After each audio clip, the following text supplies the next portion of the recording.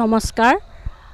আজি দূৰদৰ্শনে আয়োজন কৰা কাব্যামিত অনুষ্ঠানটিলৈ মই দুলুমণি দেৱীয়ে আপোনালোক সকলোকে সশ্ৰদ্ধা আদৰণি জনাইছোঁ।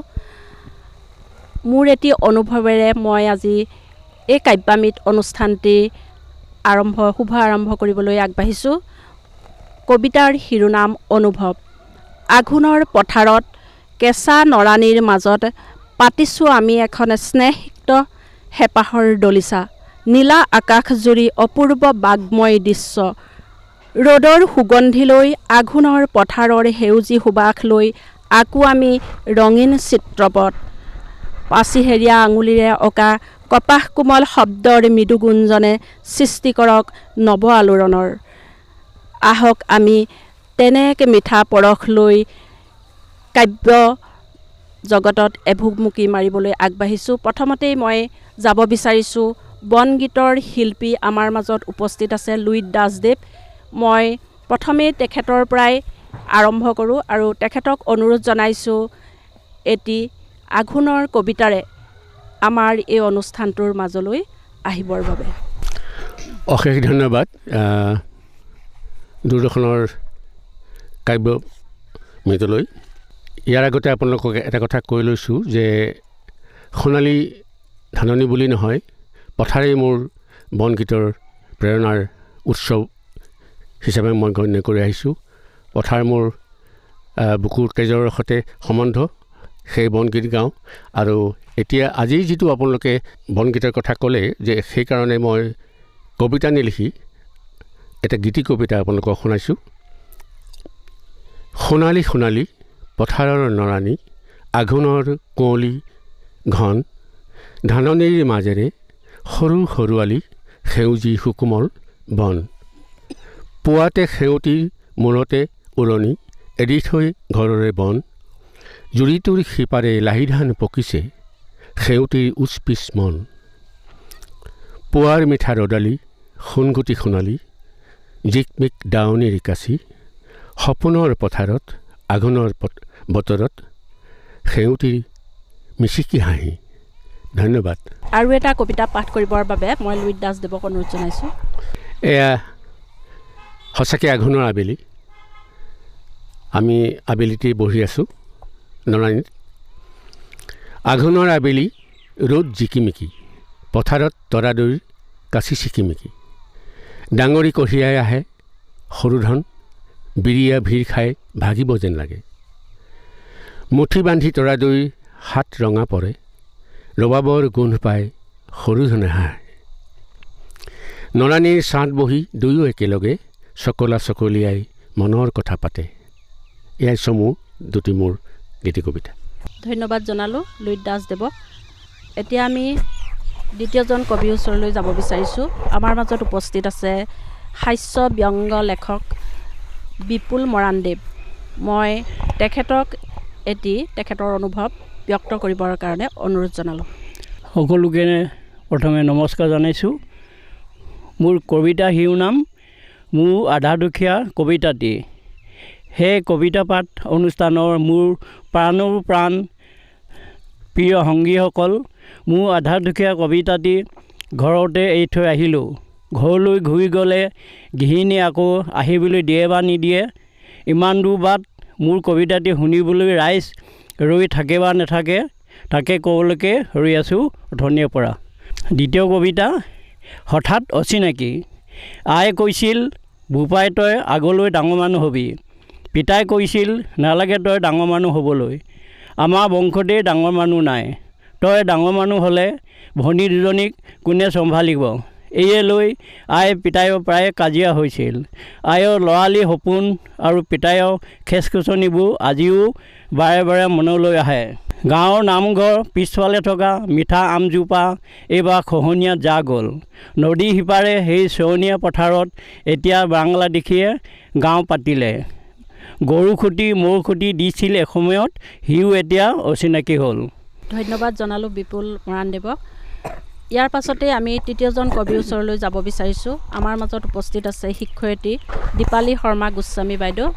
তেখেত কবি, লগতে সুন্দৰ সুন্দৰ খুব লেখে, গতিকে তেখেতৰ কবিতা পাঠ কৰিবৰ বাবে অনুৰোধ জনালোঁ। নমস্কাৰ। সকলোকে আঘোণৰ আবেলিৰ সম্ভাষণ যাচিছোঁ আৰু মোৰ এটি স্বৰচিত কবিতা, প্ৰথমটো কবিতা মই পাঠ কৰিবলৈ লৈছোঁ। কবিতাৰ শিৰোনাম ঝংকাৰ। কাটি নহয় কঙালী, ইউ দিয়ে বতৰা ভোগালীৰ। ইয়াতে সোমাই আছে আঘোণৰ প্ৰাচুৰ্য। সোণালী শস্যৰ মেটমৰা বৈভৱে পুনৰ ভৰাব কৃষকৰ ভঁৰাল। কাতিৰ লখিমী আদৰাৰ বন্তিগছিয়ে নিৰ্মূল কৰিব দুখ দুৰ্গতি। আঁতৰাব মনৰ ক্লেশ বিকাৰ। তুলসী তলৰ পবিত্ৰতাই ধুই নিব কলুষতা। আঁতৰ কৰিব পাপ, পোহৰাব অন্তৰৰ সপোনবোৰ। নিকা কৰিব চৌদিশৰ পৰিৱেশ। কাটি নহয় কঙালী, ইউ দিয়ে বতৰা ভোগালী। জগাই হিয়াত এক শাৰদীয় সুবাস। নিয়ৰ সেমেকা দুবৰিত শেৱালিৰ সুবাস। ন ধানৰ কেঁচা সুবাস। গধূলি গোপালৰ মিঠা সুবাস। যেন এক মায়াময় স্বপ্নময় জ্যোতিময় এক সত্তাৰ অনুৰণন। গোপনে বাজি থাকে হিয়াত মোৰ ৰৈ ৰৈ। ধন্যবাদ। ইয়াৰ পিছত মই মোৰ দ্বিতীয়টো কবিতা পাঠ কৰিবলৈ লৈছোঁ। শিৰোনাম জোনাকী বাট। আমনি কৰেহি এৰি অহা দিনবোৰে, হেৰাই যোৱা সপোনবোৰে, আঁতৰলৈ যোৱা সম্বন্ধবোৰে। বুকুৰ মাজত ৰৈ ৰৈ বাজি থাকে এটি সুৰ, সেয়া সপোনৰ সুৰ, হেৰুৱা শৈশৱৰ সুৰ। শৈশৱৰ সেই মধুৰ দিনবোৰ বিচাৰি বিচাৰি খাওঁ মাথো হাবাথুৰি। উভতাই বিচাৰোঁ সোণালী সুদিন, মধুময় ক্ষণ, আকৌ লোৱা মন। শেৱালি ভৰা উজাগৰি নিশা, আজি মোৰ বাবে মাথো অমানিশা। হৃদয় বিনাত নাবাজে বাহিৰ সুৰ, বিষাদিত মনেৰে যাওঁ বহু দূৰ। হয়তো কবিতাই হেৰুৱাব খোজে মোৰ ভাষা, ভাঙি ছিঙি যাব খোজে মনৰ আশা। তথাপিও ৰাঙলী বেলিৰ আভা চাই চাই জীৱন বিনাৰ নাওখনি যাওঁ বাই বাই। ধন্যবাদ জনালোঁ দীপালী বাইদেউ। আমাৰ মাজত উপস্থিত আছে শিক্ষয়িত্ৰী স্মৃতিৰেখা গোস্বামী বাইদেউ। গতিকে মই তেখেতৰ অনুভৱ এটি ব্যক্ত কৰিবৰ বাবে অনুৰোধ জনাইছোঁ। ধন্যবাদ। আজিৰ এই অনুষ্ঠানৰ আজি উপস্থিত থকা সকলোলৈকে মোৰ সশ্ৰদ্ধ প্ৰণিপাত জনাই মোৰ প্ৰথম এটি স্বৰচিত কবিতা পাঠ কৰিবলৈ লৈছোঁ। কবিতাৰ শিৰোনাম প্ৰিয় ঋতু শীত। শীতৰ কুঁৱলীৰ ফাকে ফাকে উমলে মোৰ মায়া লগা সময়, য'ত মই উপভোগ কৰোঁ শীতৰ স্নিগ্ধ হিমালী পৰশ। শীতৰ আবিৰ্ষণা মুহূৰ্তই মোক প্ৰতিনিয়ত অপেক্ষা কৰাই প্ৰেমময় শীতৰ আগমনিলৈ। নিয়ৰৰ মুকুতাৰ দ্বাৰা মালা গাঁঠি কাচোনমতীজনী হৈ অহা শীতৰ বুকুত সোমাই থাকে খেতিয়কৰ অৰ্বুদ বাসনা। ডাঙৰিৰ ভাৰত ঘৰ্মাক্ত হৈ পৰা কাপোৰৰ কেঁচা সুবাস, দাৱনীৰ হেঁপাহ, সোণগুটিৰে ভৰোৱা চোতাল। লখিমীৰ পৰশত প্ৰাণ পাই উঠে প্ৰিয় ঋতু শীত। সেয়েহে শীত মোৰ হেঁপাহৰ কুহুমবুলীয়া আলয়। ধন্যবাদ। এতিয়া মোৰ দ্বিতীয়টি কবিতা আবৃত্তি কৰিবলৈ লৈছোঁ। কবিতাৰ শিৰোনাম নিনাদিত সপোন। আশাক জীপাল কৰি মাহৰ বুকুচাত উঠি বছৰ পাৰ কৰা সপোনবোৰক দিঠকত ৰূপ দিয়াৰ আশাত সুখে সুখক সাৱটি সপোন আগবাঢ়ে। বুকুৰ নিগাজি কোঠাত অনামী বিষাদ ৰ'দৰ ৰৌদ্ৰস্নাতাই কিন্তু অহা জনমৰহে প্ৰতিশ্ৰুতি দিয়ে। ব্যৰ্থ প্ৰেমৰ সপোন আগবাঢ়ে শব্দহীনভাৱে, কোলাহলহীনভাৱে। জোনাকৰ দৰে, শস্যৰ গোন্ধৰ দৰে, ভাৱনাৰ নতজানু সূৰ্য হৈ তোমাৰ আচলৰ আগলি বতাহ কপাই অনুভূতিৰ বৰ্ণময় স্তৱকে। বহুতো সপোনৰ সংগোপন বিলাসিতা তোমাৰ এটি চাৱনিৰ নামত, এটি হাঁহিৰ নামত। আজি আকৌ তুমি আহিছা ৰ'দৰ তীব্ৰতাক আওকাণ কৰি। নীলা ছাতিৰে বেলি ভেটি তুমি গুচি গৈছা, মচি মচি বৈ পৰা কপালৰ ঘাম। তোমাৰ কপালত উজলি উঠিল এটি ৰক্তবৰ্ণ সূৰ্য। তোমাৰ আবদালত মই ৰৌদ্ৰহীন হৈ পৰিলোঁ, নিস্তেজ হৈ পৰিলোঁ। তোমাৰ সপ্ৰতিভ সূৰুজৰ আগত। নিনাদিত সপোনবোৰ বাজি উঠিল হৃদয়ৰ অতল তলিত, এটি কৰুণ সুতীব্ৰ মিঠা বিষয়। ধন্যবাদ জনাইছোঁ স্মৃতিৰেখা গোস্বামী বাইদেউক। এতিয়া মই যাব বিচাৰিছোঁ সমাজকৰ্মী পূৰ্ণিমা দত্ত বৰুৱা বাইদেউক। বাইদেউক মই তেখেতৰ কবিতা পাঠ কৰিবৰ বাবে অনুৰোধ জনাইছোঁ। সকলোলৈকে নমস্কাৰ। আঘোণৰ এই শীতৰ আবেলিত মই মোৰ স্বৰচিত এটি কবিতা পাঠ কৰিবলৈ আহিছোঁ। কবিতাৰ শিৰোনামা হৈছে মাটিৰ মানুহ। মাটিৰ মানুহ বুলিলে যাক কোৱা হয়, প্ৰকৃতাৰ্থত সেইজনেই মই মাটিৰ মানুহ। সম্পৰ্ক মোৰ শাল, কোৰ, দা, নাঙল আৰু যুঁৱলিৰ সৈতে। হাজাৰ বিজাৰ জনতাৰ ভাতমুঠিৰ সপোন ৰচোঁ মই। শাওনৰ পথাৰত সোণফলা মাটিৰ সপোন সিঁচোঁ মই। কপালৰ ঘাম মচি সেউজীয়া কৰা পৃথিৱীখনেৰে পৰিয়াল পোহপালৰ সপোন ৰচোঁ মই। নাই মোৰ কাৰোৰে প্ৰতি বিভেদ, ৰাতিপুৱা ৰং মনেৰে চৰিবলৈ যোৱা চৰাইজাকেই মোৰ লগৰী। শালৰ গৰুহালেই মোৰ সাৰথি, আৰু পশ্চিম আকাশৰ ঘৰমুৱা বেলিটি আমি দুয়ো একেলগে উভতো আমাৰ চেনেহৰ পজালৈ। প্ৰকৃতাৰ্থত সেইজনেই মই ইমান দিনে কবিয়ে বিচাৰি ফুৰা আচল মাটিৰ মানুহ। আৰু মই পুনৰ ৰাম গগৈৰ, মোৰ প্ৰিয় কবি ৰাম গগৈৰ এটি কবিতা পাঠ কৰিবলৈ আহিছোঁ। কবিতাৰ শিৰোনামা হৈছে পথাৰ। শাওনৰ মেঘমুক্ত নীলাকাশ, সূৰ্যস্নাতা ক্লেদময় হে বিশাল পথাৰ, বিপুল সম্ভৱা। শাওনৰ পথাৰত সোণফলা মাটিৰ কামনা, ঘৰমাক্ত দেহ আৰু দেহাতীত সৃষ্টিৰ চেতনা। পথাৰ তোমাৰো স্বীকৃতি আছে, তুমি কোনোবা আদিতম মানুহৰ সৃষ্টিৰ ইতিহাস, আৰু সভ্যতাৰ স্তৰে স্তৰে একোটা নিৰ্ণয় সূত্ৰ।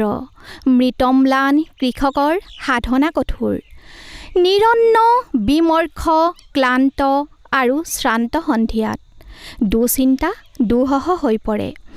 মহাজনী অৰ্থনীতি, দৈনন্দিন লাভ আৰু ক্ষতিৰ গণনা। পাৰ ভাঙি পানী আহে, সোঁতৰ চেৱে চেৱে বাঢ়ে, নাচে আৰু গায় কোৰ স্পৰ্শ। ফেনিল উত্তাল তৰংগৰাজি মোৰ বুকুৰ সপোনটিকো কাঢ়ি লৈ যায়। বাধা নাই, অবাধে আহিল আৰু গ'ল। তেতিয়া মই আৰু পথাৰেও ইনাই বিনাই কান্দোঁ। বিচিত্ৰ অভিব্যক্তি, সন্মিলিত কৃষকৰ সমস্বৰ দৃঢ়কণ্ঠ। বিননিত বিদ্ৰোহৰ জাগৰণ আহে, অভ্যুদয় প্ৰভাতী চেতনা। অগ্নিদীক্ষা দ্ৰুত অভিযান অবিৰাম অধিকাৰ। শাওনৰ পথাৰত শ্ৰমজীৱী কৃষকৰ তেজেৰঙা ইতিহাস লিখা হয়। অভ্যুদয় প্ৰভাতী চেতনা, পৰিৱৰ্তন। শাল কোৰ দা লৈ নতুন যুগৰ অভিযাত্ৰী শ্ৰমিক কৃষক। পলাতক উদ্ধাস্তু পুঁজিপতি সমস্ত সুখক। বানপানী পাৰ ভাঙি আৰু আহিব নোৱাৰে। সেউজীয়া প্ৰাণৰ পথাৰ সোণালী ৰূপালী হয়, বাকৰিত সোণগুটি লাগে নতুন আৰু নতুন। সেই পথাৰ, সেই সৃষ্টি সম্ভৱা বিপুল পথাৰ, তোমাক নমস্কাৰ। ধন্যবাদ জনালোঁ পূৰ্ণিমা দত্ত বাইদেউক। এতিয়া মই যাব বিচাৰিছোঁ জাহ্নৱী বৰা ওচৰলৈ। অভিনয় জগতৰ লগতো জড়িত, লগতে এগৰাকী লেখিকা। গতিকে তেওঁৰ পৰা এতিয়া কবিতা শুনিম। মই তেওঁক এতিয়া কবিতা পাঠ কৰিবৰ বাবে অনুৰোধ জনাইছোঁ। নমস্কাৰ। আঘোণৰ ধুনীয়া আবেলি এটাত আমি সকলোৱে এইদৰে পথাৰৰ মাজত আজি বহি আছোঁ, আৰু এইখিনিতে মোৰ স্বৰচিত এটা কবিতা পাঠ কৰিবলৈ ওলাইছোঁ। কবিতাটোৰ নাম হ'ল ল'ৰালি। আঘোণৰ পথাৰত ল'ৰালি, নৰায়ে লতায়ে ধৰি পাৰ হয় গধূলি। আইতাৰ চেৰেকীত সূতাৰ পাক লাগি ক'ত যে হেৰালোঁ ল'ৰালি, নাপাওঁচোন বিচাৰি। বাৰিষাৰ নধৰা টোপনি, জাকৈ জুলুকিৰে মোৰ প্ৰথম চিনাকি। কাগজৰ নাও সাজি উমলি জামলি, ক'ত যে হেৰুৱালোঁ ল'ৰালি, নাহে আৰু উভতি। এডিম চেডিম বাই বৰদেউতাৰ সাধুবোৰ চোতালতে হেৰায়।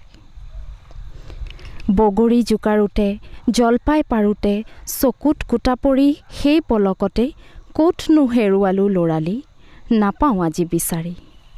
বৰশীৰ টোপ নিলে ৰূপোৱালী মাছে দিনবোৰো লৈ গ'ল হালধীয়া চিলাখনে। ঢকুৱা গাড়ীত উঠি আহি পালোহি আজি শৈশৱৰ বহু দূৰত, আইৰ বুকুৰো বহু নিলগত। তাতেই হেৰুৱালোঁ ল'ৰালি, নাহিল আৰু উভতি। মোৰ দ্বিতীয়টো স্বৰচিত কবিতা, শিৰোনাম যেতিয়া জীৱনটো ৰৈ যায়। যেতিয়া জীৱনটো ৰৈ যায় তেতিয়াও বুকুত ঘাঁ থকা মানুহবোৰে হাস্পাতালত আনৰ ঘাঁ চিলাই কৰি থাকে। কামিহাৰ ভগা মানুহবোৰ ৰ'দত অহৰহ গলি থাকে। বজ্ৰকণ্ঠবোৰৰ নেলু তেতিয়া একোডাল দীঘল পঘা। যেতিয়া ভঙাগড়তো চিলাব নোৱাৰি ক্ষত বিক্ষত হৃদয়, যেতিয়া কোনো বন্ধুৰ কোঠাটো নাথাকে অস্ত্ৰোপচাৰৰ আহিলা, ৰাতিবোৰ হাচনাহানা নহয় তেতিয়া। গণেশগুৰি ফ্লাইঅভাৰে আকাশ চুব নোৱাৰে তেতিয়া, যেতিয়া ৰাস্তাৰে তেজৰ নৈ বয় আৰু বুকুত গাড়ী চলে। তেন্তে মহানগৰীত দুখ লাগিলে আপুনি কলৈ যাব? চিটি বাছ এখনত উঠি দিম। শেষৰ চিটত বহি কেবিনত থাকি অহা জীৱনটোক আওৰাই চাম সেইদিনা। এটা সময় আছিল, সময়বোৰ গৈ আছিল এই বাটে, হেঁপাহবোৰ জীয়াই আছিল। দিনবোৰ ব্যস্ততাৰ আছিল আৰু সপোনবোৰো বৰ ৰঙীন আছিল। দেউতাৰ পিঠিত যে তেতিয়া ধেনুভিৰিয়া ভাজ লোৱা নাছিল। আয়ে বাঢ়ি দিয়া ভাতকেইটাত পতা নোলোৱাও নাছিল। বাইদেউক বিয়া দিয়াৰ চিন্তাত এবিঘা দুবিঘাকৈ আটাইখিনি মাটি এতিয়া বন্ধকত। বৌতিৰ থুৰীয়া কেৰু এপদো নাথাকিল। জোনাক নিশা হেতেলিত তৰা গণিব পৰা বাটে বাৰিষা অমানিশা নামে। যোৱাবাৰ বানে খেতি পথাৰ সকলো নিলে। মহানগৰীত অনাই বনাই বিষণ্ণ এতিয়া মই। খাৰঘুলিত কেঁচা তেজে চেকুৰ বান্ধিছে হ'ব পায়। ভৰলুত ডোঙা বান্ধিব বেলিয়ে। বেলতলাত গধূলিবোৰ বিছে একেই থাকিব, মইহে নাথাকিম চুলি মেলি বাৰে বাৰে ফাগুন জাকক বাধা দিবলৈ। থাকি যায় বহু গ্ৰন্থমেলা, বাদ পৰি যায় বহু পুৰণি কবি বন্ধু। কমাৰ্চৰ আড্ডা, ইউনিভাৰ্চিটিৰ কৃষ্ণচূড়াৰ আকাশ, ঠিক পুৰণি চিনেমা এখন চাবলৈ থাকি যোৱাৰ দৰে। নিজক ভাঙি আনক ভাল পাওঁ বুলি ক'বলৈ থাকি যোৱাৰ দৰে। ল'ৰালিৰ সেই শেষ গধূলিটোৰ দৰে, কাৰোবাক হঠাতে এদিন এৰি থৈ অহাৰ বিষাদটোৰ দৰে। যাওঁ বুলি ক'ব নোৱাৰা শব্দটোৰ বাবে গৰ্ভতে হেৰুওৱা ভ্ৰূণেটিৰ দৰে, সেই বেদনাৰ ক'লা চিয়াহীবোৰৰ দৰে। ধন্যবাদ জনালোঁ জাহ্নৱী বৰাক। এতিয়া মই যাব বিচাৰিছোঁ মণিষা চেতিয়া বৰুৱা বাইদেউৰ ওচৰলৈ। তেখেত এগৰাকী লেখিকা, লগতে সমাজকৰ্মী, বিভিন্ন অনুষ্ঠানৰ লগতো তেখেত ওতঃপ্ৰোতভাৱে জড়িত। মই তেখেতৰ স্বৰচিত কবিতা পাঠ কৰিবৰ বাবে অনুৰোধ জনাইছোঁ। প্ৰথমতে মই দূৰদৰ্শন কেন্দ্ৰৰ কাব্যমিত অনুষ্ঠানক নমস্কাৰ জনাইছোঁ। মোৰ প্ৰথমটো কবিতা পাঠ কৰিবলৈ লৈছোঁ। কবিতাৰ শিৰোনাম মই বনোৱা। মই মাটিৰ মানুহৰ সন্তান। কৃষকৰ পথাৰত হাড় ভঙা শ্ৰমেৰে, দৰিদ্ৰতাৰ নাম লৈ ভোক অনাহাৰে, ৰোৱনী দাৱনী নামেৰে কৰোঁ কাম। কত যে দুখ ভাগৰ ৰদ বৰষুণ, একোকে চিনি নেপাওঁ। শ্ৰমজীৱী হৈ মই মাটিৰ মানুহৰ সন্তান। বৰদৈ চিলা হৈ কৰোঁ যে বহু কাম। মাটিৰ তাঁত শালতে নাম লওঁ শিপিনী। বুটা বচা ফুলৰ চানেকিতে হওঁ যে কাজি। হাতৰ চিলাই কাম ঊল গাঁঠি গাঁঠি, মোকলাওঁ কোনোমতে পেটৰ ভাতমুঠি। মই বনোৱা শ্ৰমৰ মই বাটকটীয়া। দৰিদ্ৰহীন জীৱনৰ মই পাকঘৰৰ ৰান্ধনী। সাংসাৰিক জীৱনৰ এগৰাকী গৃহিণী। মই মাটিৰ মানুহৰ সন্তান। সাত সাগৰ 13 নদীৰ পাৰ হৈ ভৰা লুইত সাঁতুৰি, আনিম মানিক বিচাৰি। দুবাহুৰ বলেৰে মনৰ দুখ সাহসেৰে, শ্ৰমিক বনোৱা হৈ আনিম মানৱতাৰ জয়গান। আকাশী পথেৰে আকাশী গংগা হৈ আনিব বিচাৰিম আকাশী তৰা। শ্ৰমজীৱী হৈ উদাত্ত কণ্ঠেৰে চিঞৰিম, মই বনোৱা, মই বনোৱা, মই বনোৱা। মোৰ দ্বিতীয়টো কবিতা পাঠ কৰিবলৈ লৈছোঁ।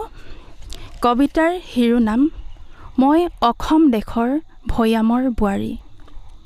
মই অসম দেশৰ ভৈয়ামৰ বোৱাৰী, সেয়েহে মোৰ পৰিচয় অসমীয়া।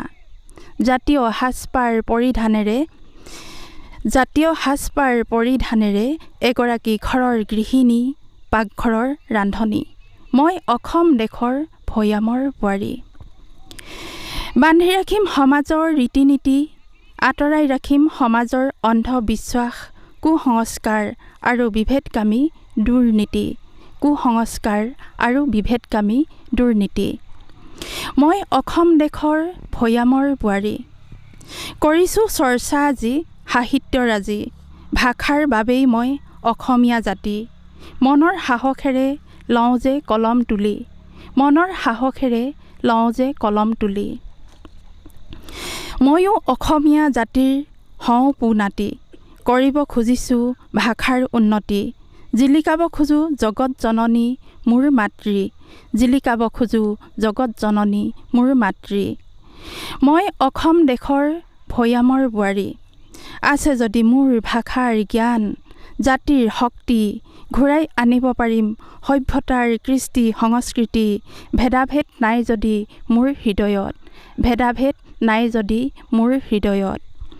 মই অসম দেশৰ ভৈয়ামৰ বোৱাৰী। মই হিন্দু, মই মুছলমান, একতাৰ দোলেৰে বান্ধি ৰাখিম সকলোকে সমান। ৰাখি যাম অসমীয়া জাতিৰ মান।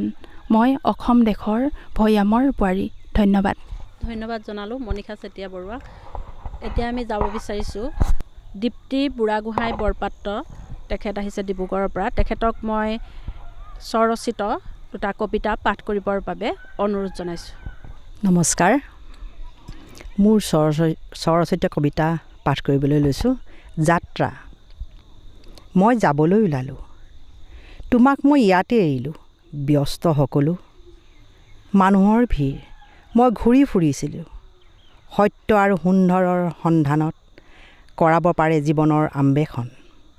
ক'ত আছে বাৰু হেৰুৱাই পেলাইছোঁ জীৱনৰ মাদকতা। সময় যেতিয়া পাৰ হৈ যায়, জীৱন বহুতো স্পন্দন। সঁচাকৈ গধূলি হ'ল, বাছলৈ ৰৈ আছোঁ। ৰৈ থাকোঁতেই হেৰাই গ'লোঁ, বুকু কঁপি উঠিল। এয়াই নেকি মোৰ শেষ যাত্ৰা? আৰু মোৰ দ্বিতীয়টো কবিতা, স্বৰচিত কবিতা, বেদনা। অব্যক্ত বেদনা ৰাখি কাহানিও নহ'ল ব্যক্ত, হৃদয়ত জাগি উঠা অলেখ যান্ত্ৰণা। যেন আগ্নেয়গিৰি উদগিৰণৰ ফুলত জলীয় মেঘমা। ধন্যবাদ জনালোঁ দীপ্তি বাইদেউক। এতিয়া আমি যাব বিচাৰিছোঁ, আমাৰ মাজত উপস্থিত আছে কণমানি শিশু ৰশ্নি শইকীয়া, ক্লাছ 5ত পঢ়ে। গতিকে আমি তেওঁৰ পৰা এটি কবিতা আবৃত্তি শুনিম। মই আবৃত্তি কৰিবৰ বাবে অনুৰোধ জনাইছোঁ। নমস্কাৰ, মই এটা কবিতা আবৃত্তি কৰিবলৈ লৈছোঁ। কবিতাৰ শিৰোনাম নাৱৰীয়া। কবি গণেশ গগৈ। নাৱৰীয়া। অমানিশা নাৱৰীয়া, নৈ পাৰত বহি লেখোঁতে অলেখ তৰা। তথা লাগি চাই ভাব জানো কেতিয়াবা, লুইতৰ বুকুৱেদি কত ঢৌ খলকনি আহি মাৰি যায়। পূবেৰো দিয় দেখা শেষ হৈ তৰা লেখা, নাৱৰ টিঙত বহি নাও মেলি দিয়। এছাতি কলীয়া মেঘে ছাতিলে আকাশখনি, কিয় তোৰ নাৱৰীয়া বুকু কপে কিয়? মনত তেতিয়া তোৰ নপৰে কালিৰ কথা, নপৰে মনত আৰু নাচোন তৰা। সোণালী দীপালি সজা একেখনি আকাশত, একেই চকুৰে দেখা ছবি ধুমুহা। মনত তেতিয়া তোৰ নপৰে কালিৰ কথা, নপৰে মনত আৰু নাচোন তৰা।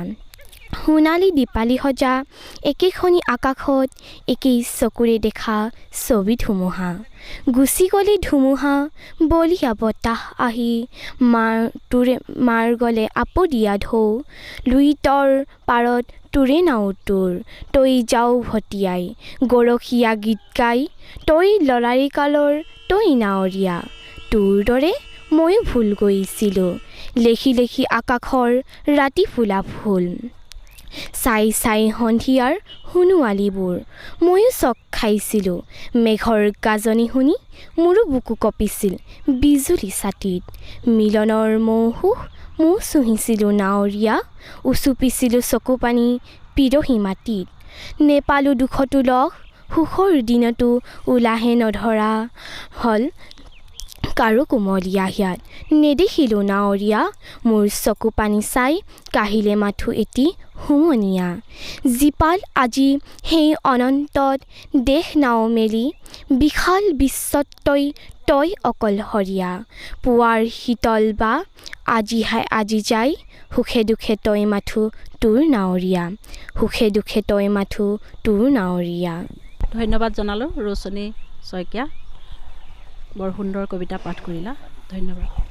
এতিয়া আমি যাব বিচাৰিছোঁ বন্দিতা নেওগ গোহাঁই, তেখেত এগৰাকী লেখিকা লগতে সমাজকৰ্মী, গতিকে মই তেখেতৰ কবিতা পাঠ কৰিবৰ কাৰণে অনুৰোধ জনাইছোঁ।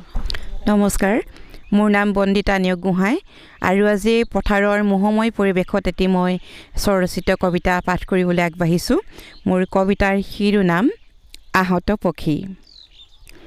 আহত পক্ষী নীলাবোৰৰ গভীৰতাত উৰি ফুৰা ফিনিক্স পক্ষী এটাৰ দৰে মহাকাশমুখী সপোন এটা উৰে টোপনিৰ ৰৈকাতে বাঙময় এজাক নিৰিমুখী চৰায়ে দেউকাতে বান্ধি কঢ়িয়াই নিছে প্ৰশান্তিৰ সেউজীয়া উশাহৰ টোপোলা।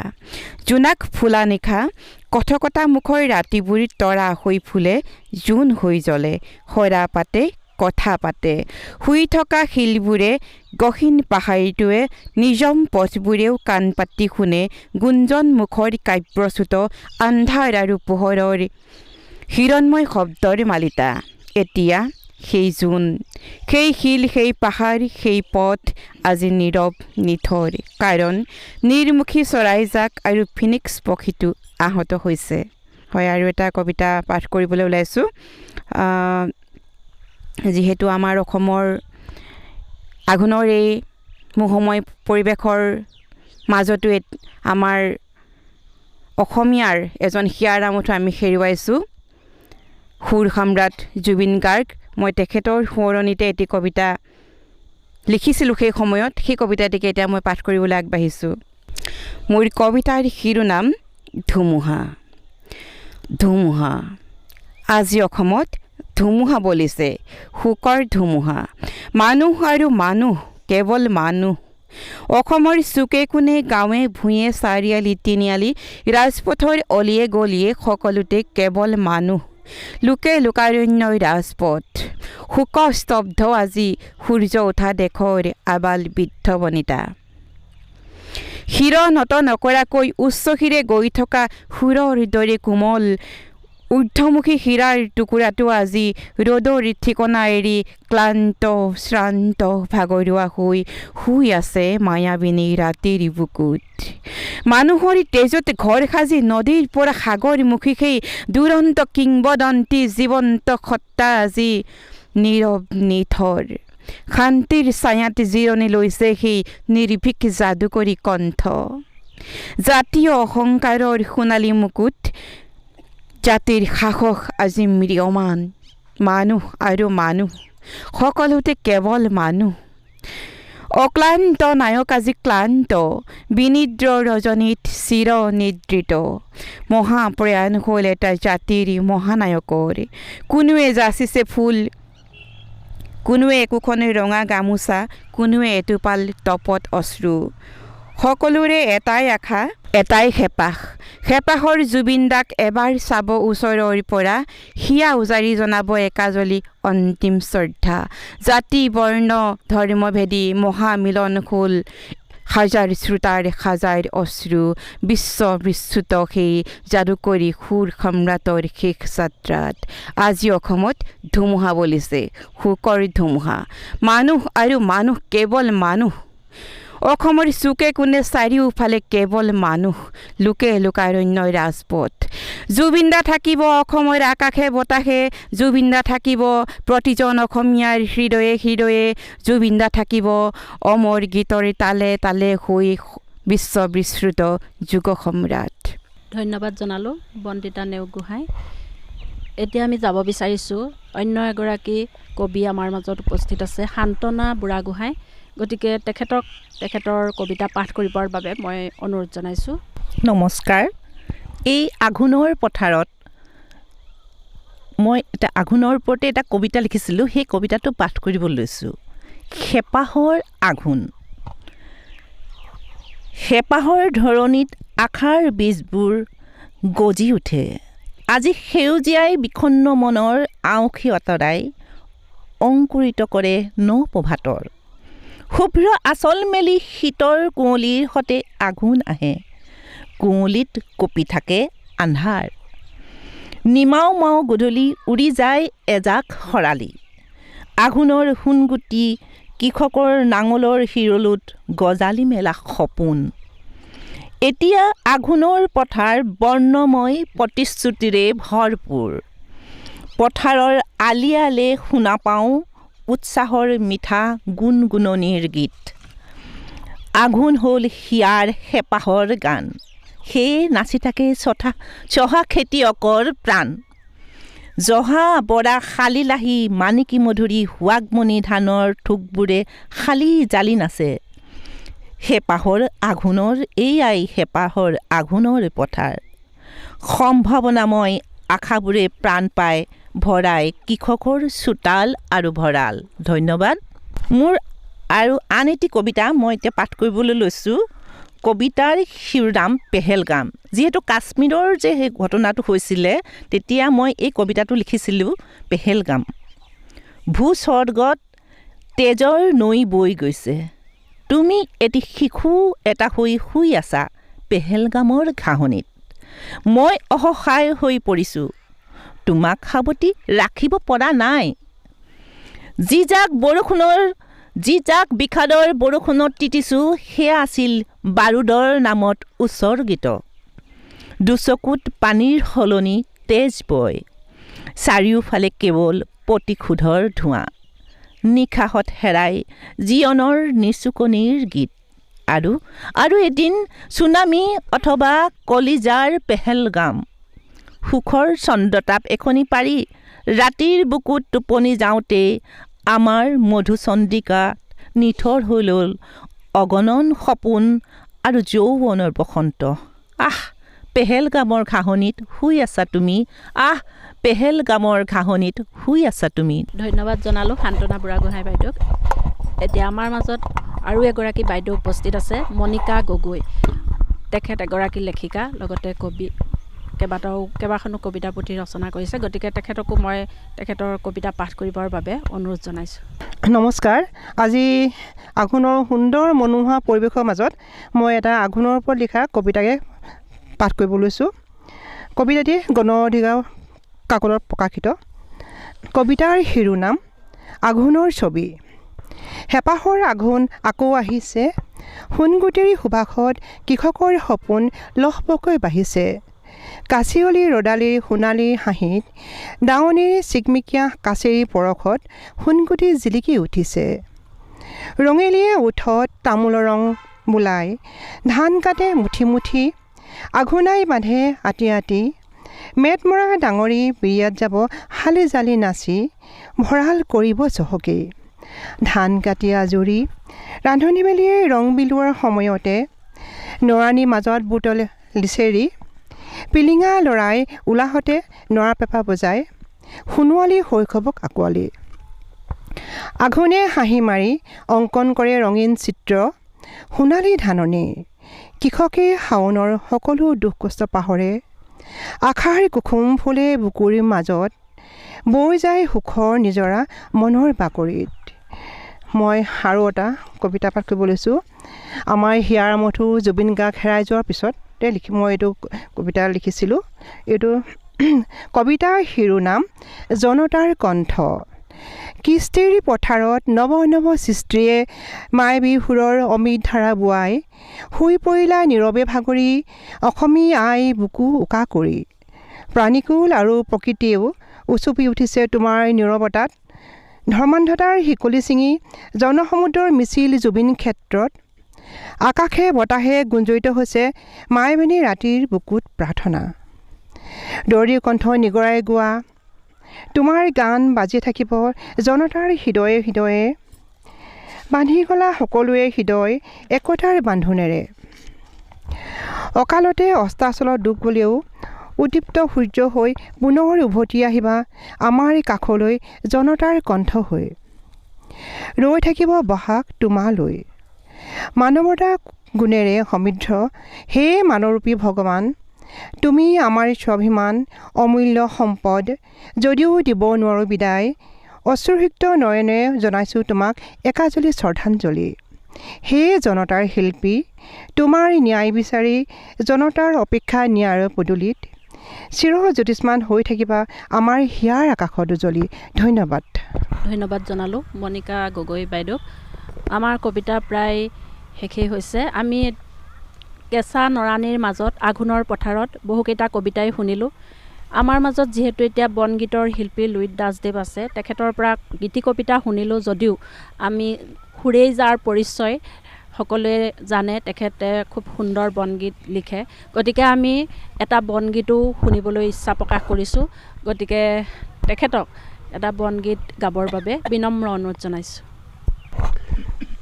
খুব ভাল লাগিছে আজি নৰাণীত বহি এয়া ইমান এটা সোণোৱালী আঘোণৰ নৰাণীত কবিতাৰ সুবাস সাৱটি ল'লোঁ এতিয়া বনগীতৰ মনত পৰিছে মোৰ বনগীতৰ আচলতে আঘোণক লৈ বহুত গীতে লিখিছোঁ হয় কথাটো সঁচা এতিয়া হঠাতে মনত পৰিছে মোৰ ইয়াতে খুব মাতিবৰ মন যায় মোৰ আঘোণীজনীক ইয়াতে গোটেইবিলাক আঘোণী বহি আছে আৰু আমি ডাঙৰ আনিবলৈ যাওঁ নাই ঠিকেই মনত পৰিছে মাত্ৰ আঘোণাই অকণমান গাই দিছোঁ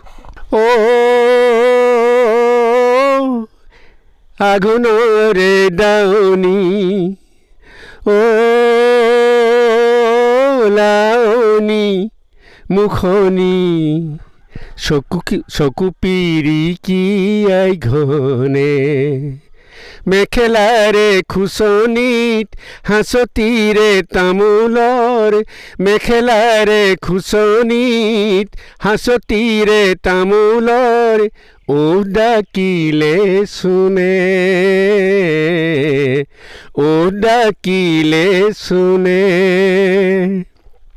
হাতচৰ বজাও একো নাই আঘোণৰে দাৱনি লাউনি মুখনি চকু পিৰিকিয়াই ঘনে মেখেলাৰে খুচনিত হাঁচতিৰে তামোলৰ মেখেলাৰে খুচনিত হাঁচতিৰে তামোলৰ ও ডাকিলে শুনে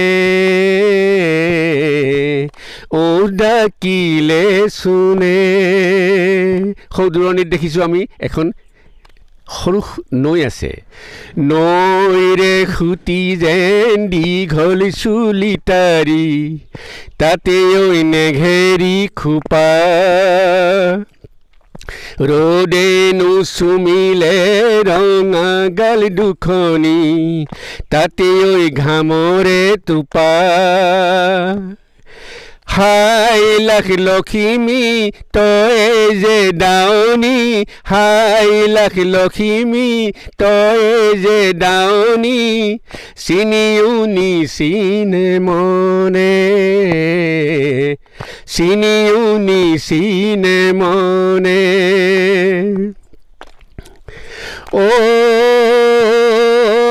আগুৰৰে দাউনি লাউনি মুখনি চকু পিৰিকিয়াই ঘনে মেখেলাৰে খুচনিত হাঁচতিৰে তামোলৰ মেখেলাৰে খুচনিত হাঁচতিৰে তামোলৰ ও ডাকিলে শুনে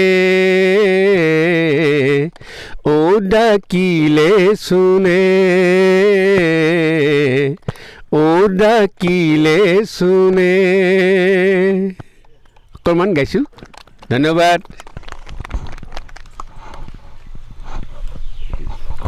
ধন্যবাদ জনালোঁ লুইত দাসদেৱক ইমান এটি সুন্দৰ বনগীত আমাৰ মাজত উপহাৰ দিলে, যেন সঁচাকৈয়ে ৰ'দৰ সুগন্ধি বিয়পি পৰিলে। খুব ভাল লাগিলে। শেষত মই মোৰ এটা কবিতা মই পাঠ কৰিবলৈ ওলাইছোঁ। কবিতাৰ শিৰোনাম ৰ'দৰ সুগন্ধি। ৰ'দৰ সুগন্ধি বিলোৱা তুমি, আনক আঘাত নিদিয়াকৈ। সুন্দৰৰ সপোন ৰচা তুমি, প্ৰশান্তিতে থকাজনক দিগভ্ৰান্ত নকৰাকৈ। প্ৰেৰণা দিয়া তুমি, বিনিময় নিবিচৰাকৈ। প্ৰতিশ্ৰুতি থাকক তোমাৰ, স্নেহ সহমৰ্মিতাৰ যোগেদি। ব্যস্ততা থাকক, অনুভৱবোৰ জুকিয়াই চাব পৰাকৈ। সংঘাতো থাকক, জীৱনত সততাৰে উপক্ষম কৰিব পৰাকৈ। অভিমানো থাকক, জীৱন লগৰী হৈ সন্দেহৰ বীজ ৰোপণ নকৰাকৈ। মৰমবোৰো থাকক আজি আমাৰ দৰে এনেকৈয়ে কাব্যিকতাৰ মাজত সম্প্ৰীতিৰ এনাজৰীৰে। ধন্যবাদ। আজি খুব এটা সুন্দৰ পৰিৱেশৰ মাজত কেঁচা নৰানীৰ লগতে পকা ধানৰ সুন্দৰ সুবাস লৈ নৰানীৰ অভিমানবোৰো বুকু দেখা পালোঁ আমি। যিহেতু ধান শেষ হোৱাৰ পাছত নৰাবিলাক যেন অভিমানত পৰি থাকে, আজি সেই অভিমানৰ মাজতেই আমি আহি গোট খালোঁ। খুব এটা সুন্দৰ পৰিৱেশৰ মাজত কবিতাৰ অনুষ্ঠানৰ লগতে এটি গীতো খুব সুন্দৰভাৱে উপভোগ কৰিলোঁ। শেষত সকলোকে মই ধন্যবাদ জনাই মই দুলুমণি দেৱীয়ে আজি আপোনালোকৰ মাজৰ পৰা বিদায় মাগিছোঁ। ধন্যবাদ, সকলোকে ধন্যবাদ।